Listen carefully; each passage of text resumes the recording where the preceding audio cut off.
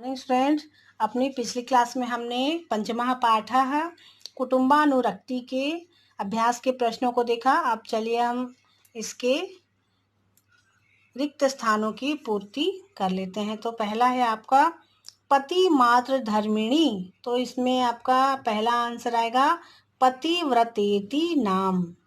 ठीक है। फिर है दूसरा आपका ज्येष्ठः श्रेष्ठः कुले लोके। ठीक है। फिर है आपका कृतकृत्यम शरीर में परिणामेन जर्जरम। फिर है ज्येष्ठो भ्राता पितृसमः। ज्येष्ठ बड़ा भाई जो है वो पिता के समान होता है। फिर है डैश परिज्ञाय पुत्रमेकम विसर्जय। तो आएगा इसमें बलाबलम परिज्ञाय पुत्रमेकम विसर्जय।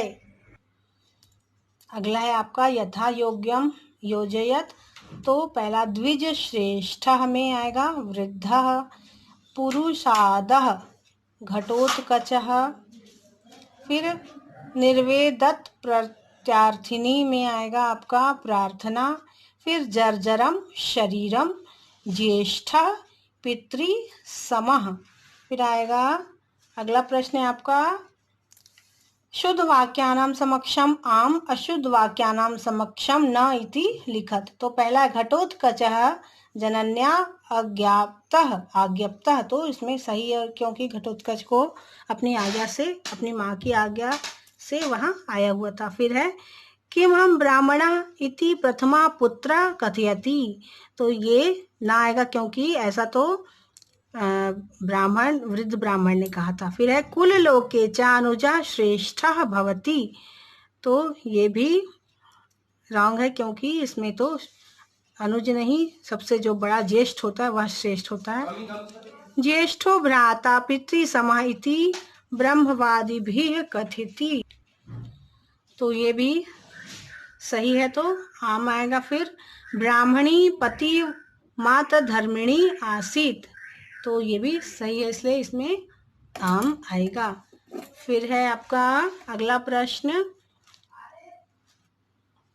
अधोलिखित पदान शब्दानां मूल शब्दम विभक्तिम वचनम च लिखत। तो पहला आपका किया हुआ दिखा है।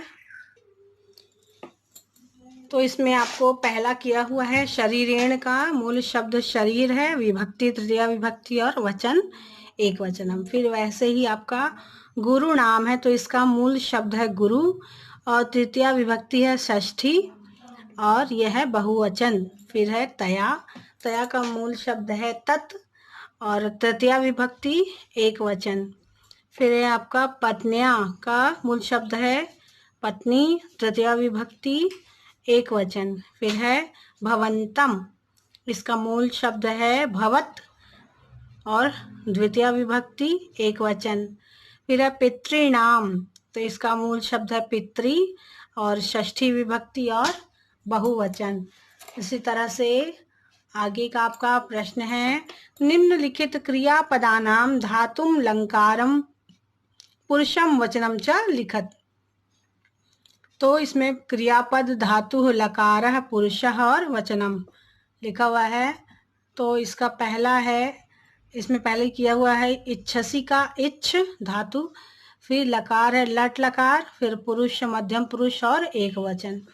तो इसमें है दूसरा यास्यामि का धातु है या, लट और लकार है रिट लकार, उत्तम पुरुष और एक वचन। फिर है मुच्चसी का धातु है मुच्च, लकार है लट लकार, मध्यम पुरुष एक वचन। फिर है होश्यामी का है हु, लिट लकार, उत्तम पुरुष एक वचन। फिर है गमिष्यामी का गम, लिट लकार, उत्तम पुरुष एक वचन। फिर इच्छामी का इश, इच्छ, लट लकार, उत्तम पुरुष एक वचन।